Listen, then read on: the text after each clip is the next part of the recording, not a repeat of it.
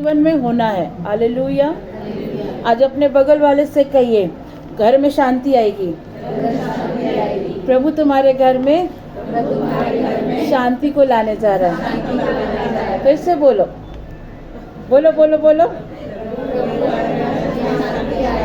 बोलो। आज प्रभु की आशीष और प्रभु की शांति मेरे और तुम्हारे दोनों के जीवन में और घर में आएगी, यीशु के नाम में। आमीन। प्रभु आप लोग को आशीष दे। आइए हम लोग फिलिपियों की पत्री अध्याय 4 को खोलेंगे। पहले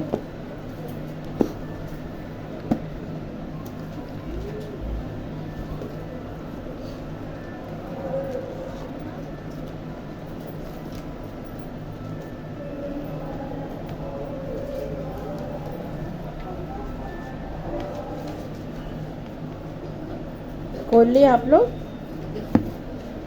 किसी को मिला है तो 4 को पढ़ेंगे। प्रभु में सदा आनंदित रहो। फिर मैं कहता हूँ आनंदित रहो।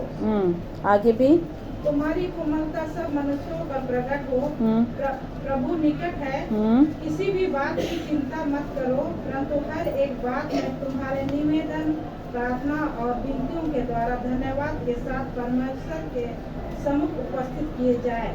परमेश्वर की शांति जो सारे समझ से परे है, तुम्हारे हृदय और तुम्हारे विचारों का मसीह यीशु में सुरक्षित रखेगी। बस ये ईश्वर की वाणी है। आज का जो संदेश भी है कि हमारे परिवार में हम कैसे शांति को ला सकते हैं, अपने परिवार में कैसे उस शांति को ग्रहण कर सकते हैं, आज यही परमेश्वर हमें बताएगा। हालेलुया। यीशु की स्तुति हो, यीशु को धन्यवाद। ये 5 चीज को आज मैं आप लोग को बताऊंगी कि किस प्रकार से हम शांति को पा सकते हैं।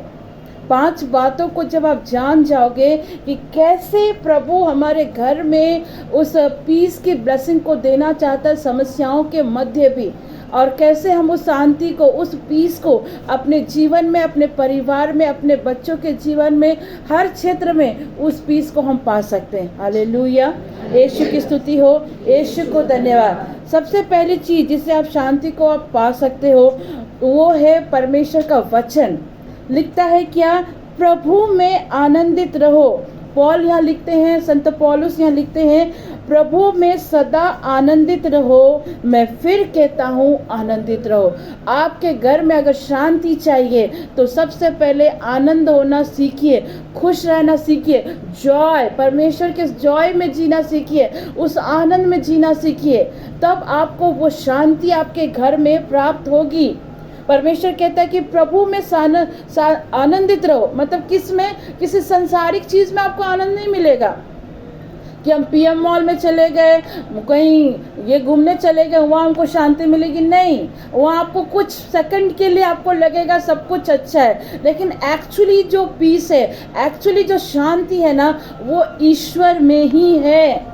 आप बाहर कितना भी बड़ा बड़ा हिल स्टेशन घूम के आ जाइए, बाहर आप इंजॉयमेंट लेने चल जाइए, लेकिन वो इंजॉयमेंट आपको नहीं मिलेगा, वो खुशी नहीं मिलेगी आपको, क्योंकि जो खुशी, जो शांति और जो आनंद परमेश्वर हमें देना चाहता है ना, वो चीज़ संसार में नहीं मिल सकता। अभी देख रहे हो ये लोग क्या कर रहे हैं, परमेश्वर को नहीं जानने वाले लोग क्या कर रहे हैं, इसके पीछे घूम रहे हैं। घर में खाने को दाने नहीं, घर में इस तरह की कुछ चीजें नहीं, लेकिन इसके पीछे घूम रहे हैं, रैली के पीछे घूम रहे हैं। लेकिन एक्चुअल शांति किसमें है? परमेश्वर में है। आपको वहां घूमने से, फिरने से आपके घर को कोई चला नहीं देगा। आपके घर में जो दुख और तकलीफ है उसे कोई भी हटा नहीं सकता सिवाय परमेश्वर के। हालेलुया। यीशु की स्तुति हो, यीशु को धन्यवाद। मेरे प्रियो, लिखता शांति के लिए सबसे पहले आपके घर में, पहले आप अपने घर के माहौल को वैसा क्रिएट करो जहाँ परमेश्वर का आनंद ठहरे। आमीन। घर का माहौल भी डिपेंड करता है कि आप शांति कैसे पा सकते हैं। आपके घर में सुबह उठते ही अगर पीने चले जाए, सुबह उठते ही लड़ाई झगड़ा करे, सुबह उठते ही पति पत्नी एक दूसरे को गाली गलौज करे, बच्चे को गाली गलौज करे, तो क्या शांति मिल सकती है? नहीं मिलेगी। लेकिन बहुत सारे घर में सुबह उठते ही क्या करते हैं, पत्नी को 2 गाली देना, बच्चे को गाली देना, नशे में चले जाना। माहौल को खराब करता है। शैतान इसी ताक में रहता है कि किस तरह आपके घर को बर्बाद करे, किस तरह आपके अंदर की कमी, आपके अंदर की घटी को वो दिखाए और आप एक दूसरे से लड़ाई करो। ये शैतान का पहला हथियार है, ये चीज़ को जान लीजिएगा। इसीलिए हम क्रिस्त लोगों के लिए परमेश्वर क्या कहता है कि जब भी हम सुबह उठते हैं, सबसे पहले या तो बैठ करके या घुटना टेक करके या आराम से शांति से आप बैठें और किसी मनुष्य से बातचीत करें या किसी घर के कामों को हाथ लगाएं। उससे पहले किसके पास जाएं? ईश्वर के पास जाए। जब आप सुबह उठते हैं, सुबह उठते सार अपनी सारी कमी घटी, अपनी सारी परेशानी को लेकर प्रभु के पास जाते हैं, प्रार्थना करते हैं और ये कहते हैं कि परमेश्वर आज का दिन आपने बनाया है, आज पूरे दिन मेरे परिवार की, मेरे घर की, मेरे जीवन के, मेरे बच्चों के, मेरे पति की, सबकी तो रक्षा रखवाली करना। जब आप दिन की शुरुआत प्रार्थना से करते हैं, दिन की शुरुआत परमेश्वर के वचन के साथ करते हैं, आपका घर एक आनंद का माहौल बनाता है। हालेलुया।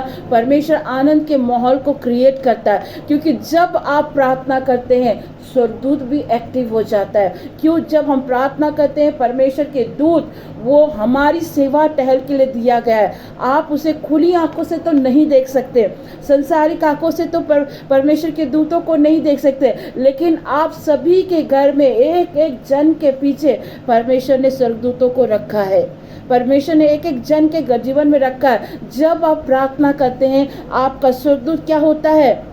वो एक्टिव हो जाता है और उस घर के माहौल को भी सही करने में आपकी सहायता करता है। कहने का मतलब है मेरे प्रियो कि आनंद का माहौल ऐसा होना चाहिए कि हम इस चीज़ को कई बार क्या करते हैं ना, मेंटेन नहीं कर पाते अपने घर में, उस माहौल को मेंटेन ही नहीं कर पाते। क्योंकि सुबह उठते हैं, ड्यूटी से आते हैं, रात भर थके रहते हैं, थोड़ा देर होता है फ़ोन में चला के थक जाते हैं। किसी को देखो तो 2 बजे तक फ़ोन चलाते हैं, 12-1 बजे तक फ़ोन नींद ही नहीं आता, फ़ोन में इतना इंगेज। जब रात्रि होती है मेरे प्रियो, जब रात होता है ना, उस समय प्रार्थना करो, एक चैप्टर बाइबल पढ़ो, उसके बाद आप सो। बहुत लोग बोलते हैं सिस्टर जी गंदे गंदे ड्रीम्स आते हैं, डरावने ड्रीम्स आते हैं, ऐसे ऐसे गंदे सपने हमें दिखते हैं, गंदे गंदे व्यभिचार वाले सपने आते। क्यों आते भाई? क्योंकि हम रात में फ़ोन में क्या देख रहे हैं?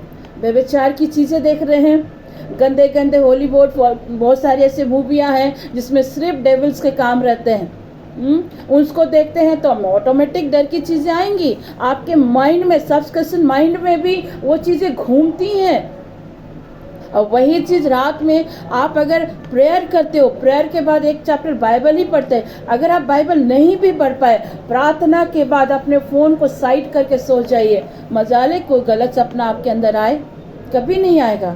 पर हम उस चीज़ को करते नहीं हैं, क्योंकि हमने प्रार्थना करी नहीं करी, थके हारे हैं, जाकर सीधे खा लेते हैं, या तो बिस्तर पे चले जाते हैं, या घंटों टीवी पर लगे रहते हैं। घंटों टीवी पर लगे रहेंगे, उससे आपको शांति नहीं आएगी जी। आप टीवी भी देखो घंटों, मोबाइल भी घंटों देखो, उससे तो आप क्या इम्पार्टेशन कर रहे हैं ये तो आपकी आत्मा जानती है। आपको क्या लगता है कि टीवी और मोबाइल से अच्छी चीज़ आती है? टीवी और मोबाइल से बहुत सारी चीज़ शैतान हमारे बीच इम्पार्ट कर जाता है, हम उसे समझ भी नहीं पाते। कई इतने मिनट हम लोग सोचते हैं 5 मिनट रील देख लेंगे, ये सोचते हैं कि 5 मिनट का रील देखेंगे, लेकिन वो 5 मिनट कब 1 घंटा में परिवर्तित हो जाता है हमें नहीं पता। इतने हम उसमें घुस जाते हैं, मेंटेन नहीं कर पाते। घर में पारिवारिक प्रार्थना, उस माहौल को आपको बनाने की ज़रूरत है। परमेश्वर कहता है कि किस में आनंद करो, क्या लिखता है? सदा आनंदित रहो। और फिर से कहता हूँ कि सदा आनंदित रहो। आनंद रहने का मतलब क्या है? आनंद रहने का मतलब है क्रिस्त में आपको आनंद रहना है। क्रिस्त में आपकी जीवन आनंद से भरना चाहिए। आप क्रिस्त में आनंद के साथ अगर जी रहे ना, घर में परेशानी भी होगा ना, तो भी आपको इंटरनली एक पीस होगा, यही प्रभु है, सबको संभाल लेगा, प्रभु है, सब चीज़ों को संभालेगा। लेकिन हम उस माहौल को, उस चीज़ को मेंटेन नहीं करते।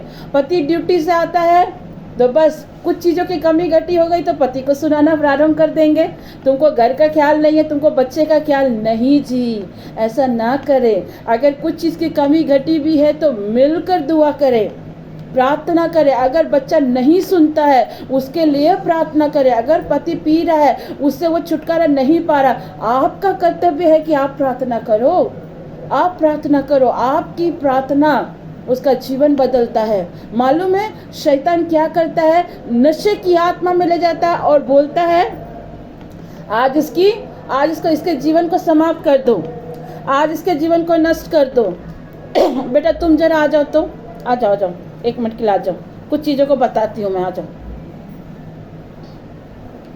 मान लीजिए अभी फॉर एग्जाम्पल मैं इस बच्चे को ले रही हूँ, ये बच्चा नशे की लत में चला गया। माँ बाप क्या सोचते हैं? बच्चा बिगड़ा हुआ है, ऐसे ही सोचते हैं। माहौल बिगड़ा हुआ, बच्चा बिगड़ा हुआ, और इसके लिए हम लोग मुंह से गलत शब्द को भी बोलना प्रारंभ करते हैं कि ये तो बिगड़ा हुआ है, घर को नहीं देखेगा, कुछ नहीं करेगा, अनाप शनाप जो आ रहा, इसको ना तो प्यार कर रहे हो ना इसको कुछ समझा रहे, कुछ नहीं, इसके लिए सिर्फ नेगेटिव आप बोल रहे, सिर्फ नेगेटिव बोल रहे हो इस बच्चे के लिए। लेकिन पता है शैतान उस समय क्या करता? देखो ये तो मेरे गिरफ्त में आ चुका है, नशे में आ चुका है, आज इसकी मृत्यु हो जाएगी। लेकिन जैसे शैतान इसको मारने आता है ना, शैतान क्यों नहीं मार पाता? कभी आप सोचते हैं क्यों नहीं मार पाता है? आता तो है आपके घर को नष्ट करने के लिए, आपके बच्चे को मारने के लिए, आपके पति को मारने के लिए, नष्ट करने के लिए आता है। लेकिन क्यों नहीं मार पाता मालूम है? कहीं ना कहीं उसकी पत्नी, उसके माँ पीठ पीछे क्या करती है? दुआ करती है, दुआ करती। मैं क्यों आज आपको सिखा रही हूँ कि अगर आपके घर के हालात बिगड़े हुए हैं, आपका पति आउट ऑफ कंट्रोल है, पर आपका पति उस लाइन पर है। मैं नहीं कहती हूँ कि सडनली चेंज हो जाता है, कोई भी चीज़ सडनली नहीं होता है। आपने मेरे पति की गवाही को सुना है कि सडनली कुछ चीज़ नहीं होती है, उसके लिए आपको निर्णय लेना पड़ता है। पर जब वो नहीं बदल रहा, आप देख रहे शैतान आपको दिखा रहा है कि वो बदल नहीं रहा है, वो बिगड़े हुए रास्ते पर जा रहा है, पर आप प्रार्थना करें ना, शैतान आ रहा है, मारने के लिए आ रहा है, पर वो आपके पति को छू नहीं पा रहा। पता है क्या बोलता है? आज छोड़ दो। क्यों छोड़ दो? क्योंकि इसकी माँ ने दुआ करी, इसकी पत्नी ने दुआ करी, इसके बच्चे ने दुआ करी। आपके दुआओं के चलते आपका पति सेव हो जाता है, आपके दुआओं के चलते आपके बच्चे सेव हो जाते हैं। मैं पिछले बीते शुक्रवार में क्यों अपने पति की गवाही आप लोग के सामने रखी? कहीं ना कहीं मेरे पति से मैं उनसे मिलूं, मेरी उससे विवाह हो, उससे पहले कहीं ना कहीं मेरी सास प्रार्थना करती होंगी, उनकी बहन लोग प्रार्थना करती होंगी कि इसका नशे की आदत छूट जाए। मेरे आने से नहीं हुआ, कहीं ना कहीं उनकी मम्मी की प्रार्थना, उनकी बहनों की प्रार्थना, वो भी उनके जीवन में असर किया, तभी तो ये चीज़ें हुई। अगर उस जगह मेरी सास दुआ नहीं करती या मेरे ननद लोग दुआ नहीं करते तो क्या विपिन का लाइफ चेंज होता? एक टाइम ऑफ पीरियड परमेश्वर सबके लिए रखता है। हाँ, परमेश्वर का धन्यवाद हो कि वो समय उसके जीवन में आया, मेरे से उनकी शादी हुई, और शादी आने के बाद उसका लाइफ कैसे चेंज हुआ? जब वो मुझे प्रार्थना करते हुए देखा, मेरे जीवन को प्रार्थना में जीवन में देखा, उपवास का जीवन देखा, ऑटोमेटिक उसको देख देख के वो सीखा, उसमें चेंजेस आई। वही चीज़ आपको भी करने की आवश्यकता है।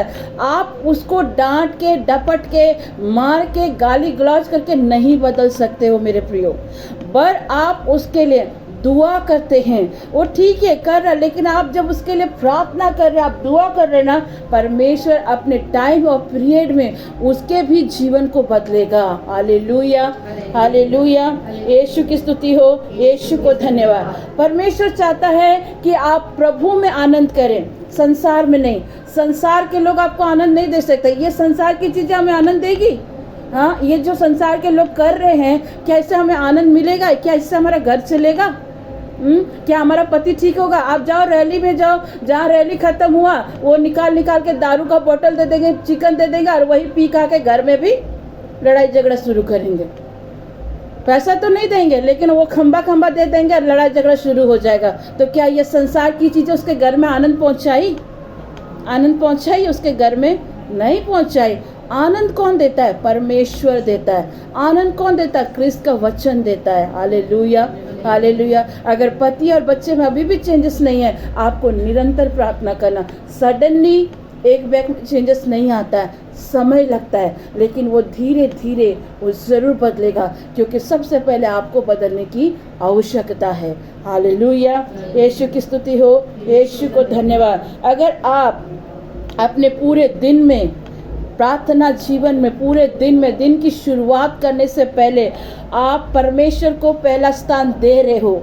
अपने जीवन में ये कहते कि प्रभु आज पूरा दिन मेरे परिवार के साथ रहे, मेरे घर के साथ रहे, मेरे किचन में रहिए, हर जगह में रहिए। वो प्रभु को जो पहला स्थान आप दे रहे ना, वो प्रभु क्या करता है, आपके पूरे घर में आनंद का माहौल क्रिएट करता है। हालेलुया, यीशु की स्तुति हो, यीशु को धन्यवाद। अब है दूसरा पॉइंट यहाँ क्या लिखा है, तुम्हारी कोमलता सब मनुष्य पर प्रकट हो। बोलिए, मेरी कोमलता सब मनुष्य पर प्रकट हो, क्योंकि प्रभु निकट है।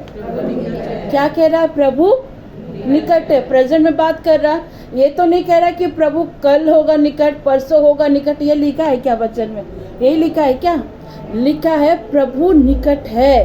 क्या कहता है? दूसरी बात, अपने परिवार में हमें क्या दिखाना चाहिए? कोमलता, दया के साथ व्यवहार। हमारा व्यवहार ऐसा होना चाहिए कि हमारे परिवार में एक आपसी प्रेम हो।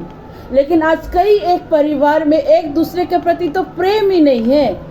शैतान तो इस तरह से काम करके रखा है कि आज हम लोग क्या करते हैं, भाई बहनों में ही प्यार नहीं है, माँ बेटे में प्यार नहीं है, बहू शादी हो कहती तो बहू से प्यार नहीं, बहू को तो छोड़ दो, बहू तो दूसरे घर से, इसका कोई वैल्यू नहीं। हाँ, लेकिन अपने ही माँ और बेटे से अलगाव, भाई बहने से अलगाव। क्यों जी? आप अपनी कोमलता, प्रभु कहता है घर में शांति चाहिए तो तुम्हारी कोमलता, तुम्हारा अच्छा व्यवहार दूसरों के साथ भी अच्छा होना चाहिए। अगर आप अपने घर में पीस चाहते हैं, अपने घर में शांति को पाना चाहते हैं, शांति बनाए रखना चाहते हैं ना, तो सबसे पहले मैं एक चीज़ कहूँगी, अपना बिहेवियर चेंज करें एक दूसरे के प्रति।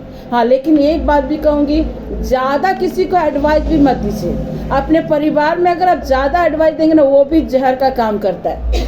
अगर आप किसी को टोकते रहेंगे कि मत कर, ये मत कर, वो मत कर, वो एडवाइस उसके लिए जहर हो जाएगा। हर बात में टोकती है यार, हर बात में बोलती है, तुम ज़्यादा ज्ञानी हो गई, तुमको ज़्यादा बुद्धि हो गया, बस बोलना शुरू हो जाता है। इसीलिए अपने परिवार में भी इस चीज़ को आप बैलेंस करें कि एडवाइस कम दीजिए। आप ज़्यादा एडवाइस दीजिएगा ना, वो आपकी कदर नहीं करेगा। आप ज़्यादा उसको बोलोगे ना, वो आपकी बात नहीं सुनेगा, है ना। इसलिए अपने परिवार में पीस चाहते हैं मेरे प्रियो, तो ज़्यादा एडवाइस भी मत दीजिए। सही मात्रा में, एक एक्यूरेट पॉइंट में या सही मात्रा में सलाह देना और उसको बरकरार रखना, ये बहुत ज़रूरी है। अगर बच्चे हैं, आप जान रहे आपके बच्चे गलत रास्ते में जा रहे हैं, उसको एक दोस्त की तरह, ना कि और टिपिकल पेरेंट्स की तरह जो गलती देखा तो बस छड़ी लगाने लग गया, मारने लगा, गाली गलौज देने लगा। ऐसे वाले पेरेंट्स मत बनिए, ऐसे वाले पेरेंट्स मत बनिए, आपको बता रहे, क्योंकि अभी का जनरेशन बदल रहा है। आपको अपने बच्चों के साथ एक फ्रेंडली बिहेवियर रखने की आवश्यकता है। मैं एक ऐसे परिवार को जानती हूँ, मैं आपको बता रही हूँ, वो लड़की पढ़ने लिखने बहुत अच्छी है, लेकिन उससे एक मिस्टेक क्या हो गई, किसी के साथ उसका कुछ, उसकी मदर ने सुन लिया और उसकी मदर ने जांच पड़ताल नहीं किया और डायरेक्ट अपनी लड़की को ले गया, हाथ पैर बांधा, जिधर घुमा उधर उस लड़की को मारा। क्या ये उचित था? क्या उचित था?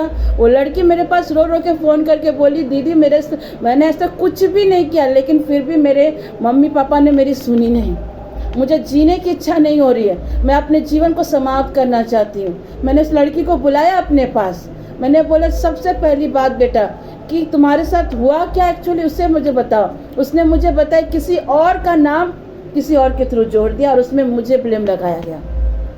और उसकी माँ ने दूसरों की बातों को सुन करके, दूसरे आके उसने से क्या बोल दिया और उसने आके अपनी बेटी को ले चमार मारना शुरू कर दिया। किसी दूसरे के कहने पर अपने घर में लड़ाई झगड़ा मत करिए, किसी दूसरे के कहने पर अपने पति से लड़िए मत, किसी दूसरे के कहने पर अपने बच्चों को मारा पीटा मत करिए। आप अपने बच्चों से, अपने पति और अपने पत्नी से एक प्रेम से भी सवाल कर सकते हैं, जो उसने कहा क्या ये सच है। आप प्रेम से भी, आप प्यार से भी उस बात को सही कर सकते हैं। लेकिन आप उस जगह लड़ते हैं, दूसरे आपके बारे में क्या बोल दिया, आपकी बेटी के बारे में क्या बोल दिया, अपने परिवार को ना समझ के, अपनी बेटी को ना समझ के, बस दूसरों की बात सुनकर आप लड़ाई कर रहे हो, तो क्या उचित है? नहीं है उचित। और हम लोग यही गलतियां करते हैं। दूसरे क्या बोलते हैं, आके अपने बच्चे और अपने पति को धो देते हैं। एक बार भी नहीं सोचता बेचारा पतियों का भी हाल क्या होता होगा। बस किसी ने थोड़ा बोल दिया तुम्हारे पति को फलाना लड़की के साथ मैंने देख लिया, ये नहीं पूछेंगे कि वो कौन थी, बहन थी, स्कूल की फ्रेंड थी या कोई कलीग थी। ना जी, पहले ही बोलेंगे जरूर तुम्हारी गर्लफ्रेंड थी। हाँ, ऐसे ही पहले बोलेंगे। क्या देवुदा होता है ना। हाँ, पूछेंगे नहीं, पहले पूछेंगे नहीं कि वो लड़की कौन थी, पहले शक के दायरे में आ जाएगा। जरूर तुम्हारी पहले वाली थी, जरूर तुम्हारा गर्लफ्रेंड होगा जी। हाँ, पत्नी को तो प्यार नहीं करते और बाहर में दूसरा भाभी बना रहे हो। डोंट वरी, हमारे देवता बहुत अच्छे, रीता भाभी से बहुत प्यार करते हैं। गॉड ब्लेस यू भैया। मैं एग्जाम्पल के तौर पर बता रही हूँ, ऐसा होता है मेरे प्रिय। यही चीज़ सेम लड़कियों के साथ भी होता है। मैं नाम नहीं लूँगी, मेरी ननद उस जगह रहती हैं, उनको भी अच्छे से मालूम है। वो बाहर भी निकले तो उसका पति शक करे, किसी का घर भी जाए तो शक करे। पता है, ये जो आप शक वाली मेंटेलिटी रखते हो ना, आप खुद ही अपने पत्नी को, अपने पति को उस गलत चीज़ में जाने के लिए उत्साहित करते हो। अगर जो प्रेम आप उसे दोगे, जरूरी थोड़ी है कि वो गलत रास्ते पे जाए। आप प्रेम दोगे, आप उसे संभालोगे तो उसे किसी सोशल मीडिया की या किसी तीसरे लड़का लड़की की आवश्यकता ही नहीं पड़ेगी। पर हम अपने इस क्रूर नेचर के चलते, ये जो डेविल वाला नेचर को रखते हैं ना, हम अपने ही हाथों से अपने वैवाहिक रिश्ते को, अपने पारिवारिक रिश्ते को, अपने बच्चों को खो बैठते हैं। इसीलिए ऐसा बिहेवियर न करें। आपका बिहेवियर कोमल होना चाहिए। परमेश्वर का वचन क्या लिखता है, यहाँ लिखता है कि आपका क्या होना चाहिए, कोमलता, दया दिखाना चाहिए। और सबसे अच्छी बात, आप जब भी आपको समय मिलता है अपने परिवार के साथ इकट्ठे बैठकर खाना खाइए। उस इकट्ठे बैठते हैं ना, उस समय आप एक दूसरे की बातों को सुन सकते हैं। पर आज का जनरेशन क्या है, खाना बैठे हैं तो फ़ोन चाहिए, खाना बैठे या खाना परोसा जा रहा है लेकिन फ़ोन में ही इंगेज है जी, वो भी ख़त्म हो रहा है। देखिए शैतान किस तरह से काम कर रहा है, किस तरह से घर की पीस को चुराने का काम कर रहा है। और हम लोग कई बार तो ऐसा हो जाता है कि अगर भाई से कुछ गलती हो जाए, बहन से कुछ गलती हो जाए, माँ से गलती हो जाए, इवन पति से ही कुछ गलती हो जाए, हम लोग कितना एक हफ्ता तक बात नहीं करेंगे, एक हफ्ता बात नहीं करेंगे, उसको गुस्से की नज़र से देखेंगे। हाँ, उसकी ओर ताकेंगे तक नहीं। हम लोग अभी रिसेंटली भाई सुरेश प्रमाणी का एक मीटिंग अटेंड किए थे। आप लोगों को मैं बताना चाहूँगी, भाई ने एक बहुत अच्छा घर के बारे बताया। मैं इस पर बहुत मनन भी की हूँ। रियलिटी में ये होता है। उनको कहीं प्रार्थना के लिए बुलाया गया था और जब वो प्रार्थना के लिए गए, बेल बज रहा है लेकिन कोई दरवाज़ा नहीं खोल रहे थे। थोड़ी देर बाद दरवाज़ा खुली। अब दरवाज़ा खुला तो एकदम माहौल अलग, शांत वाला माहौल। कुछ लग रहा है कि होने से पहले कुछ हो चुका है। और वहाँ गए हैं और वो बैठे हैं, चाय देने के लिए कोई आगे नहीं आ रहा है, न सास आगे आ रही है, न बहू आगे आ रहा है। वहाँ पर पति बैठा हुआ है, कोई नहीं आ रहा चाय देने के लिए। कुछ समय बीतने के भाई ने पूछा आखिर हुआ क्या है भाई। हाँ, तो पता चला सास और बहू में लड़ाई हो गई। किस चीज़ के लिए लड़ाई हो गई? सुबह से प्रार्थना होना है, उसकी तैयारी हो रही थी, सबको काम बांटा गया था। क्या सिल्वी सुनी थी ना? सबको काम बांटा गया था और इसको किचन का काम, इसको घर का काम, उसको ये काम। लेकिन किचन वाला डिपार्टमेंट आदमी पहले उठ गया, वो सो गया था और दूसरा कोई उठा और उसके काम को कर दिया। बस उसी में गुस्सा हो गया, उसके लिए महाभारत शुरू हो गई। कहने का मतलब सिल्वी का काम ममता ने कर दिया और सिल्वी बैठे रह गई। अब ममता को तो गुस्सा आ गया भाई बड़ी जोर, हाँ, कि तुम्हें काम बांटा गया तो तुमने काम नहीं किया। बस उसी बात पे लड़ाई चालू हो गई। देखिए शैतान कैसे काम करता है। हाँ, कैसे काम करता है। अरे ठीक है ना, कर दिया तो कर दिया, कोई बड़ी बात थोड़ी है। लेकिन उसको गुस्सा लेकर चलेंगे। और कई लोग तो क्या करते हैं, गुस्सा अंदर रखते हैं, दिखाते नहीं, शो ऑफ नहीं करते हैं, शो ऑफ नहीं करते। आएंगे भी ना, प्यार से हाथ मिलाएंगे। देखिए मैं बता रही हूँ, ठीक है, ठीक है, जाके बैठ जाएंगे। प्रार्थना खत्म हुआ, प्रार्थना प्रेयर खत्म भी हुआ, वहाँ जयशु भी नहीं बोलेंगे, उठ के चले जाएंगे।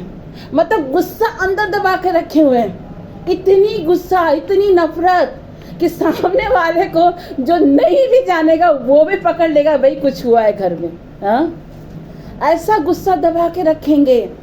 वो आएंगे, मेहमान आएंगे, अगर किसी को थोड़ा सा ऑनर कर दो, बस उसको ना करो, भड़क जाएगा अंदर ही अंदर। हाँ देखो उसको कितना पूछ रहा है, उसका मायके से आया है, उसको पूछ रहा है, हमको पूछता नहीं है। देखो हाँ अंदर अंदर घूट रहा है, अंदर ही अंदर एकदम जल भुन के राख हो जा रहा है। पता नहीं कब ज्वालामुखी फट जाए। क्या निकिता? हाँ बस मेरा ससुराल वाला आए तो हमको हिमांशु खटाए, और मेरे मायके से कोई आए तो हिमांशु कुछ ना करे ना बेटा। हाँ नहीं, हमारा दोनों भाई बहन अच्छे हैं, लेकिन रियलिटी यही है कि हम अंदर ही अपने गुस्से को पाल लेते हैं, और इस वजह से हम दूसरों के सामने रिएक्ट नहीं करते हैं, लेकिन अंदर ही अंदर इतना नफरत रखते हैं कि कभी ना कभी वो तो फूटना ही फूटना है। हाँ शैतान कैसे कामों को करता है। इसलिए मेरे प्रियो, ये बहुत ज़रूरी है कि आप अपने परिवार में एक दूसरे को सम्मान दीजिए, एक दूसरे को रिस्पेक्ट करिए। कोई बात नहीं, आपका काम उसने कर दिया, अच्छी बात है, कभी आप उसका काम कर दो, ठीक है, लेकिन उसके लिए लड़ाई झगड़ा नहीं करना। पति अगर देर से आए तो उसका शक नहीं करो, उससे पहले पूछो कि क्या बात है जो देर हो गई, कुछ रास्ते में प्रॉब्लम तो नहीं हो गया। नहीं, पति देर से आए तो पहले माइंड में आएगा जरूर अपनी गर्लफ्रेंड को घुमा के आ रहा। हाँ ऐसे थिंकिंग पहले आ जाती है। नहीं, प्रेम से पूछना है। जब आप प्रेम से पूछते हो, समस्याओं को जानते हो, तो उस जगह लड़ाई नहीं होगी, उस जगह आपके घर में शांति आएगी, पीस आएगा। हालेलुया, यीशु की स्तुति हो, यीशु को धन्यवाद। तीसरा पॉइंट क्या लिखा है? लिखा है किसी भी बात की चिंता मत करो, परंतु हर एक बात में तुम्हारा निवेदन, प्रार्थना और विनती के द्वारा धन्यवाद के साथ परमेश्वर के सम्मुख उपस्थित किया जाए। लिखा है ना, किसी भी बात की चिंता मत किया करो। ये तीसरा पॉइंट जो आपके घर में पीस को लाने में परमेश्वर आज बताएगा कि कैसे हम इससे हट सकते हैं और कैसे हमारे अंदर, हमारे घर में, हमारे जीवन में पीस आती है। लिखा है किसी भी बात की चिंता मत करो। चिंता करना भी एक पाप है। मैं आज आपको बता दे रही हूँ, चिंता करना भी एक पाप है, क्योंकि आप जब चिंता करते हो तो आप ईश्वर को ये जताते हो कि ईश्वर आपसे कुछ भी ना हो पाएगा, आप इसके लायक नहीं हो। जब आप चिंता करते हो तो आप परमेश्वर से कहिए कि परमेश्वर, आपके वचन में लिखा है कि तू मेरी सारी चिंताओं को अपने ऊपर ले। लेकिन कई बार हम अपनी चिंताओं को परमेश्वर को नहीं देते हैं, हम अपनी चिंताओं को अपने तक रखते हैं। सोच सोच के डिप्रेशन में चले जाते हैं, सोच के गलत रास्ता को आजमा लेते हैं, सोच के गलत से गलत चीज़, जो चीज़ होनी भी नहीं है वो भी चीज़ आप नो मेडिटेट करने लगते हैं। आप चिंता करके क्या एक भी घड़ी को बढ़ा सकते हैं? मुझे बता दीजिए, चिंता करके आपके काले बाल सफ़ेद हो जाएंगे 1 मिनट में या 1 दिन में हो जाएंगे? मुझे बता दीजिए। आप चिंता करके कुछ भी नहीं कर सकते। पहला पत्रस 5:7 में लिखा है, तू अपनी सारी चिंता मुझ पर डाल दे, मुझे तेरा ध्यान है। यही लिखा है ना, पहला पत्रस 5:7 में लिखा है, आप लोग खोल के पढ़ सकते हैं। प्रभु कहता है कि अपनी सारी चिंता किस पर डाल दो? मुझ पर डाल दो। क्यों? क्योंकि प्रभु को आपका ध्यान है। जो चीज़ें आपसे नहीं बन पा रही है, जो चीज़ों को आप सॉल्व नहीं कर पा रहे, वहाँ आप दिमाग लगाओगे, वहाँ बुद्धि लगाओगे, कुछ भी लगाओगे, सफल नहीं होगे। और ज़्यादा टेंशन लेने के चलते क्या होगे? रिश्ते खराब हो जाएंगे। ज़्यादा चिंता करने से घर में डिप्रेशन का माहौल आ जाएगा। ज़्यादा चिंता करने से, सिस्टर वेरोनिका, ज़्यादा चिंता करने से डिप्रेशन का माहौल आता है। कौन क्या कह रहा है, क्या किसने कहा, उसको फोकस मत करो। आपका पति ठीक हो के आ रहा, ये फोकस होना चाहिए। शैतान हमेशा ये दिखाएगा मेरी बहन कि वो आएगा, तुम्हें मारेगा, तुम्हें पीटेगा। नहीं, उस जगह आप ये कहो कि वो बदल के आएगा, परमेश्वर उसके जीवन को बदलेगा, मेरे घर में शांति आएगी, तो वो आप देखोगे। शैतान आपके डर को पकड़ता है, शैतान आपके उस कमजोरी को पकड़ लेता है कि कैसे तुम्हें मैं कमजोर करूं और कैसे तुम्हारे हालात बिगड़े। बात समझ में आ रहा है ज्योति, कि शैतान कैसे तुम्हारी कमजोरियों को पकड़ता है और उसको लेकर, पता शैतान आपके अंदर क्या चल रहा है उसको वो नहीं जानता है, लेकिन शैतान इस चीज़ को देखता है कि आप किस चीज़ को लेकर चिंता कर रहे हो। वो आपके हाव भाव को पकड़ के, आप शैतान को नहीं देख सकते, वो स्पिरिट है, वो भी एक आत्मा है, लेकिन वो क्या करता है ना, आपके हाव भाव को देखता है कि आप किस बात को लेकर ज़्यादा चिंता करें, और उसी को पकड़ के आपके अंदर नेगेटिव थॉट्स को डालना चिंता करता है। हाँ, तुम्हारा पति ऐसा है, तुम्हारा घर टूट जाएगा, तुम्हारा आएगा तुमको मारेगा पीटेगा, कोई चीज़ से वो एक तो तुमको देख रहा है उस भाव में चिंता कर रहे हो, और दूसरा वो तुमको और टेंशन और चिंता डाले जा रहा है। पर उस जगह आप ये कहते हैं कि मेरे परमेश्वर के वचन में लिखा है कि सारी चिंता मैं अपने परमेश्वर पे डालूंगा, क्योंकि परमेश्वर को क्या है, मेरा ध्यान है। कोई भी परेशानी ईश्वर से बड़ी नहीं हो सकती, मैं आपको बता रही, कोई भी दिक्कतें परमेश्वर से बड़ी नहीं है। शैतान आपके मनोभाव को पकड़कर आपको टेंशन में देता है, वो होने वाला कुछ नहीं है। पर उस जगह आप पॉजिटिव बातों को बोलते हो मेरे प्रियो, आप पॉजिटिव बातों का अंगीकार करते हो ना, तो वो रिजल्ट आपके जीवन में दिखता है। हालेलुया, यीशु की स्तुति हो, यीशु को धन्यवाद। इसीलिए परमेश्वर कहता है कि चिंता मत करो। अगर कोई परेशानी आपको परेशान कर रहा है, कोई चीज़ें आपको तकलीफ दे रही है, उसे क्या करिए, उस परेशानी को लेके अपने परिवार में बैठ के डिस्कस करें, या फिर आपके जीवन में कोई स्पिरिचुअल लोग हैं, सिस्टर हैं, ब्रदर हैं, जो प्रेयर करते हैं, प्रेयर वाले हैं, वॉरियर हैं, उनके पास जाइए, उनसे आप बात करें, वो आपकी समस्याओं को सुलझाएंगे, आपके लिए प्रार्थना करेंगे। लेकिन चिंता को लेकर आप माता में घुमाते रहोगे, आप बीमार पड़ जाओगे। पता है, आप बीमार पड़ जाओगे, टेंशन में आ जाओगे, खाना पीना छूट जाएगा। कई लोग तो ऐसा ही करके अपने बहुत सारे बच्चों को देखो, उम्र से पहले बूढ़े हो जाते हैं, उम्र से पहले बूढ़े हो जाते हैं। इतना चिंता, इतना डिप्रेशन, पढ़ाई का चिंता, नौकरी की चिंता, ना ना ना ना। आपकी परेशानी है, उस परेशानी को ईश्वर के हाथ में रखिए, डिस्कस कीजिए, प्रेयर वाले लोग के साथ में जाइए। मैं हमेशा कहती हूँ एक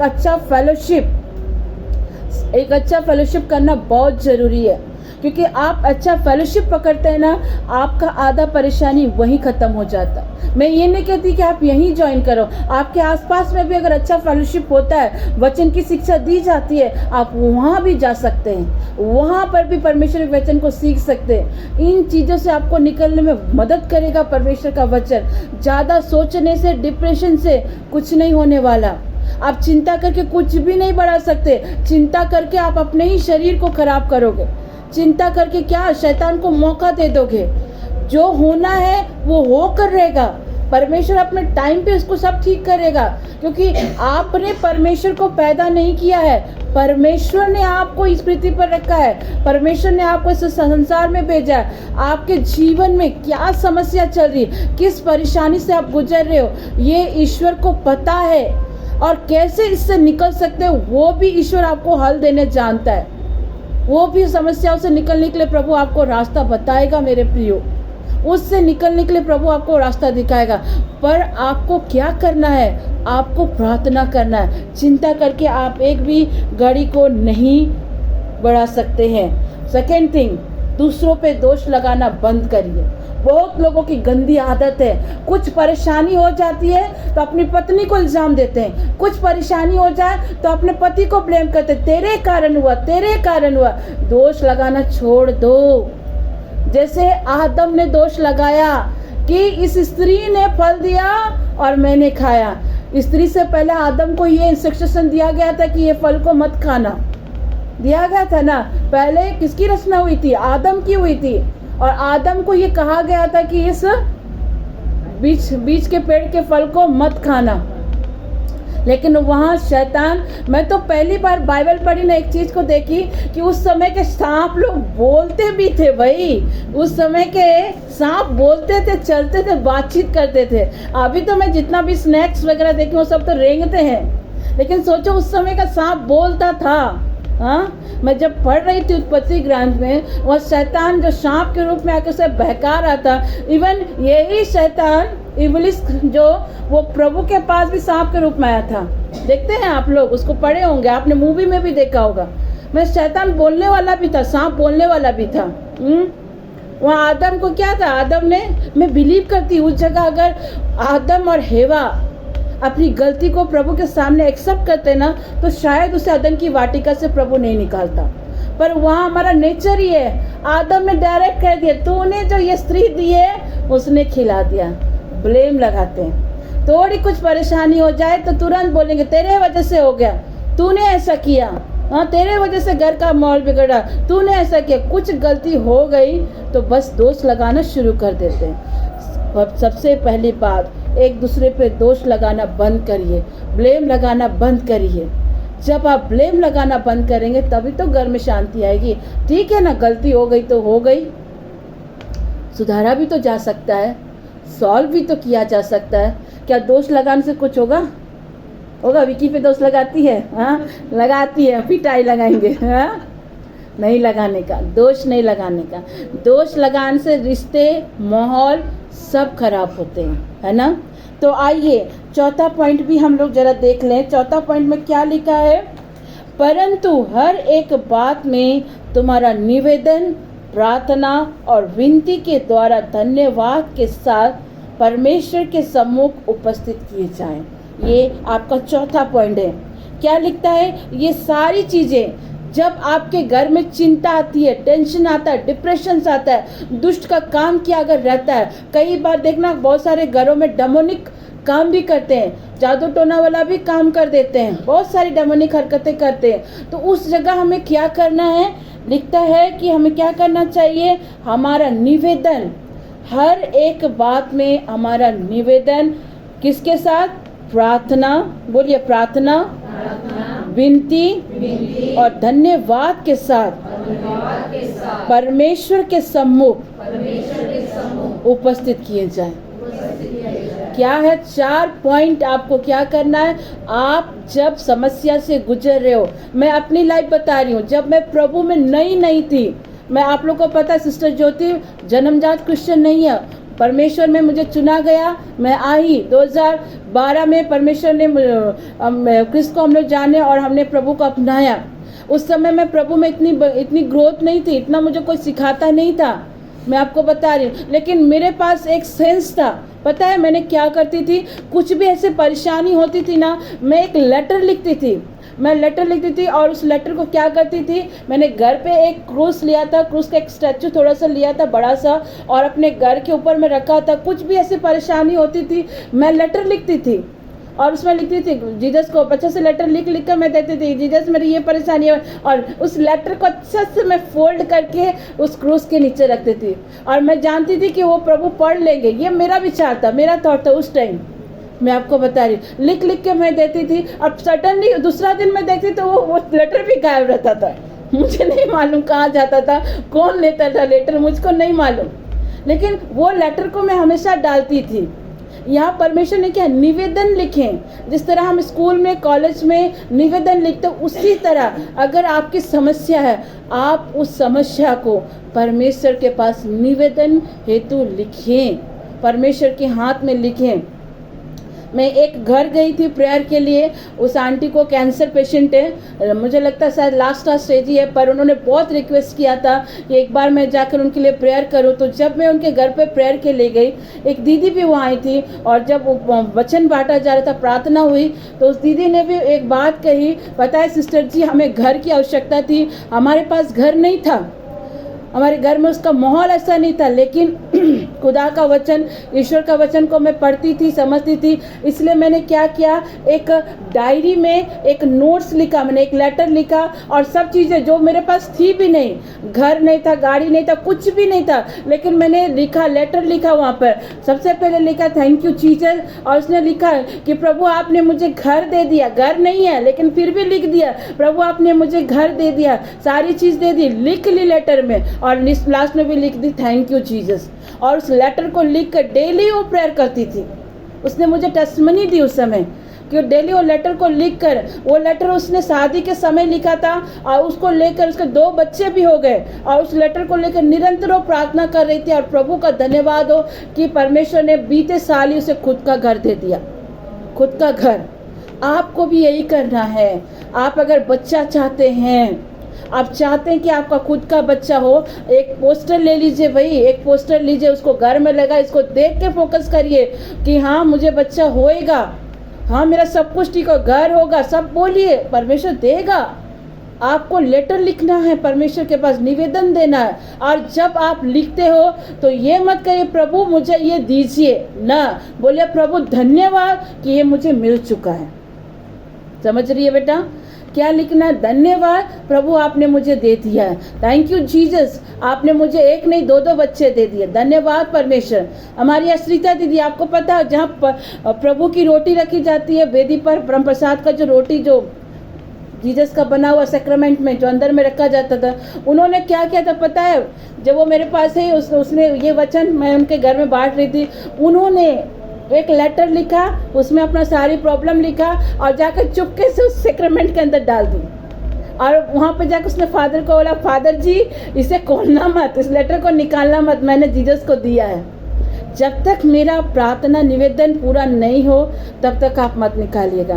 और ईश्वर का धन्यवाद हो कि परमेश्वर, भले समय लगा, 2 साल लगा मेरे पास आने के बाद भी, मैंने उसके लिए निरंतर 2 साल दुआएं की, उसके बावजूद भी परमेश्वर ने उसके एक नहीं 2 बच्चों से आशीषित किया।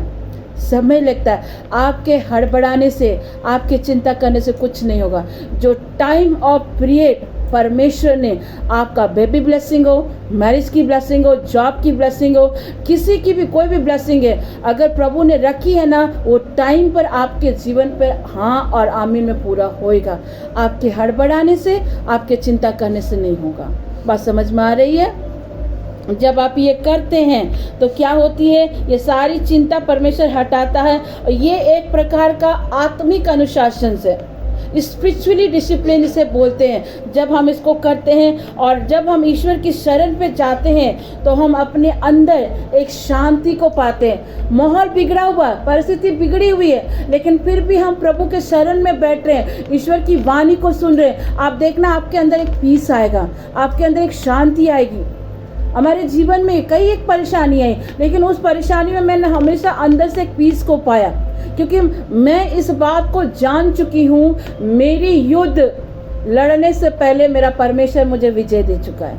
आज मैंने ये बात 2 जने को भेजी थी, एक सिल्वी को भेजा था, एक ज्योति को मैंने भेजा था ये वाला मैसेज, कि मेरी युद्ध लड़ने से पहले ही मैं जीत चुकी हूँ, क्योंकि मेरा परमेश्वर इस युद्ध में खड़ा है। मैंने भेजा था, याद है सिल्वी, ज्योति भेजा था, आज तुम्हारे में भी भेजा था मैंने। वो चीज़ें हैं, आपकी युद्ध परमेश्वर जीत चुका है। आपको सिर्फ प्रार्थना करना है, आपको सिर्फ फेथ करना है और उस समय का इंतज़ार करो जो परमेश्वर ने आपके लिए ठहराया है। आपके घबराने से, आपके चिंता करने से, आपके डिप्रेशन में जाने से कुछ नहीं होने वाला।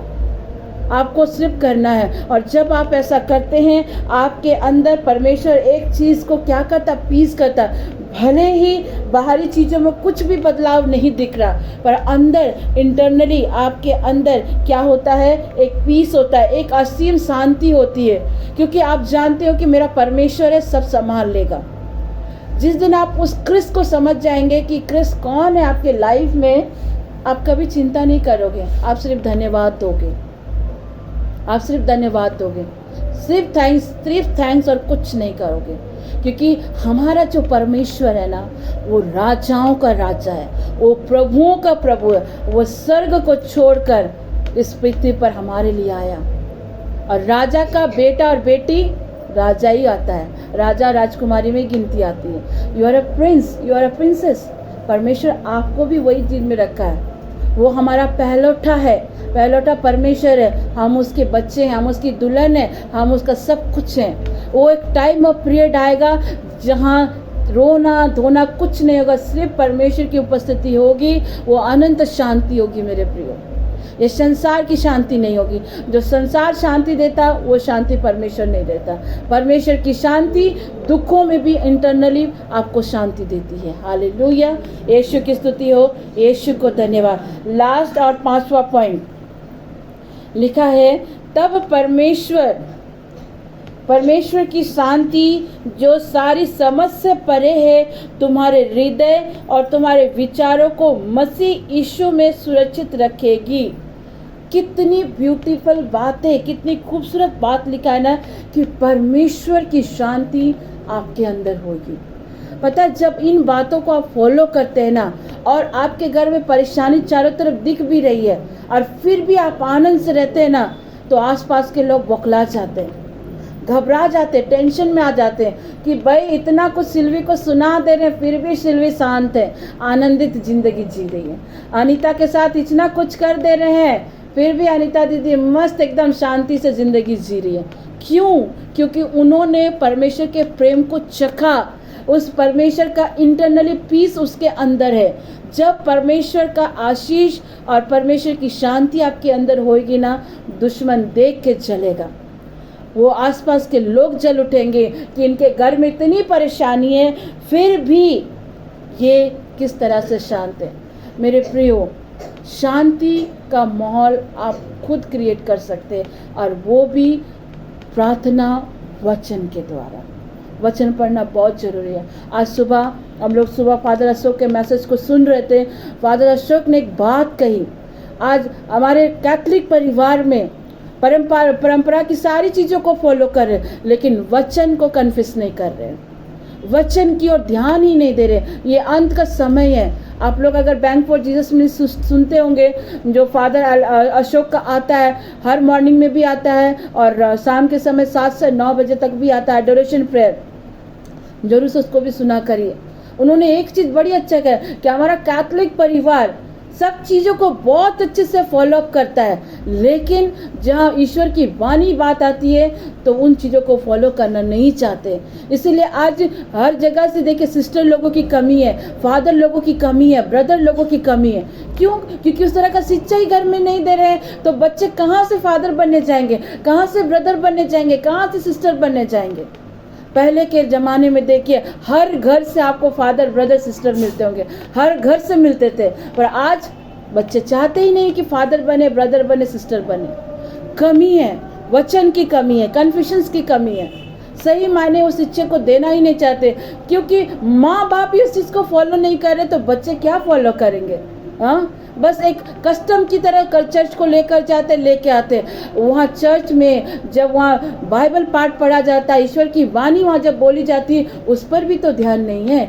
जब फादर जी वहाँ बोलते हैं, वचन पाठ बोला जाता है, तो भी तो ध्यान नहीं। आप पूछो, घर आकर आप डिस्कस करो, आपको याद ही नहीं रहेगा, क्योंकि आप एक रूटीन की तरह जा रहे हो। चर्च पाठ पढ़ना फादर का काम है, परम प्रसाद लिया, उसके बाद निकल गए। ना जी, ये नहीं करिए। हम लोग एंड के टाइम पे हैं, एकदम अंतिम दिनों में आपको बता रही हूँ। आज आपको बाइबल पढ़ने की भी आवश्यकता है, वचन को कन्फेशंस करने की भी आवश्यकता है। आज का अगर आप लोगों ने सुबह का दिव्य वचन सुना होगा, तो आज के दिन में फादर अशोक इस बात को कह रहे थे कि आज हर कैथलिक फैमिली को, हर Christian family, not only Catholic, हर वो चर्च के लोग जो ईश्वर को जानते हैं, क्रिस्त को जानते हैं, उन सब के घरों में वचन पढ़ना बहुत जरूरी है। प्रार्थना कुछ वक्त के लिए आपको प्रोटेक्ट करेगी, लेकिन वो दीवार टूट जाएगा। लेकिन जब आप वचन को पकड़ते हैं, इट मीन्स आप तलवार को पकड़ते हैं, आप शैतान को मार सकते हैं। हमारे भाई सूरज प्रमाणी ने एक बात कही थी, शैतान को तुम मारो वरना शैतान तुम्हें मार देगा। अगर आपके पास वचन का हथियार नहीं होगा, प्रार्थना का ढाल नहीं होगा, आप नहीं सकेंगे। आए दिन घर में लड़ाई झगड़ा होगी, आए दिन घर में किचकिच होगा, बीमारी दिखेगी, टेंशन दिखेगा, हर चीज़ बिगड़ता हुआ दिखेगा। इसलिए मेरे प्रियो, आज अपने घरों में भी जरूर से अपने घरों में आप लोग बाइबल पाठ को पढ़ें। बाइबल डायरी दी जाती है हमारे कैथलिक चर्च में, आप सबको मालूम है, हर साल मिलता है। आप देखिए, नया साल शुरू होने से पहले पहले बाइबल डायरी मिलती है। कम से कम उस बाइबल डायरी को खोलकर ही पाठ को पढ़ लिया करिए, बहुत जरूरी है। पता है, आप जब बाइबल पाठ का कोई भी वचन को पढ़ते, हमारा परमेश्वर ये नहीं कहता कि तुम पूरा बाइबल पढ़ो। पूरा बाइबल एक दिन में पॉसिबल नहीं है, बहुत कम ही लोग पढ़ पाते हैं। लेकिन प्रभु का वचन लिखता है कि रात दिन इस व्यवस्था की पुस्तक पर तू क्या कर, मनन कर। मतलब कोई भी एक वचन उठाइए, पढ़िए और उस वचन को मनन करिए, पागुर कीजिए, वो वचन आपको ब्लेस करेगा। हर किसी के लिए संभव नहीं है घंटों घंटों बाइबल पढ़ना। मैं खुद भी उतना घंटों घंटों बाइबल नहीं पढ़ पाती हूँ, मैं आपको आज मुंह पे बता रही हूँ। जब मुझे फुर्सत का समय मिलता है उस समय बैठ जाती हूँ, लेकिन मेरी एक रूटीन है, सुबह उठते साथ में पहले सबसे पहले बाइबल पढ़ती हूँ। बाइबल पढ़ के उसके बाद कोई काम करती हूँ। जब सारा समय फ्री रहती हूँ तब भी बाइबल लेके बैठ जाती हूँ, नोट्स बनाने बैठ जाती हूँ, तब भी आप लोग के साथ में परमेश्वर के वचन को साझा कर पाती हूँ। ऐसे आप लोग से साझा नहीं कर पाती हूँ, मुझे भी तैयारी करनी पड़ती है ताकि आप लोग तक वो मन्ना पहुँचे और आपकी भी जिंदगियाँ बदले। मेरे प्रियो, आज हमारे कैथोलिक परिवार को वचन पढ़ने की आवश्यकता है, सिर्फ ट्रेडिशन को ही नहीं, वचन को भी फॉलो करने की आवश्यकता है। मेरे प्रियो, अपने घर में जरूर से जब भी समय मिलता है, सुबह या शाम, सुबह अगर आपके घर में छोटे बच्चे हैं तो जरूर से सुबह उठ के अपने बच्चों को सुक्ति ग्रंथ पढ़ाइए। प्रोवर्ब्स यानी नीति वचन, आरसी बाइबल में सुक्ति ग्रंथ लिखा हुआ है, उसे जरूर से पढ़ाइए, क्योंकि सुक्ति ग्रंथ हमें विजडम देता है। और शाम को स्तोत्र संहिता में इतनी ब्लेसिंग लिखी हुई है जिसको आप गिन नहीं सकते। आप खुद भी पढ़िए, परमेश्वर आपको बुद्धि देगा, आपको आशीष देगा। स्तोत्र संहिता में हर चीज के विषय में लिखा हुआ है। नीति वचन जो सुक्ति ग्रंथ बने उसमें एक स्त्री को कैसे जिंदगी जीनी चाहिए वो भी लिखी है, बच्चों को कैसे बुद्धि प्राप्त होगा वो भी लिखा हुआ है। आपको पढ़ने की आवश्यकता है। और सबसे बड़ी बात, अपने जुबान से नेगेटिव बातों को नहीं, पॉजिटिव बातों को अंगीकार करना है। जो चीजें आपसे नहीं हो पा रही उसे प्रभु के हाथ में दीजिए और घोषणा करें ये होएगा, ना तो बल से न शक्ति से, पर उसकी आत्मा के द्वारा होगा। लेकिन वो होकर रहेगा जब लिखा है हाँ और आमीन में होकर ही रहेगा। प्रभु इन 5 बातों के द्वारा और इस वचन के द्वारा आप सबको बहुतायत की आशीष दे।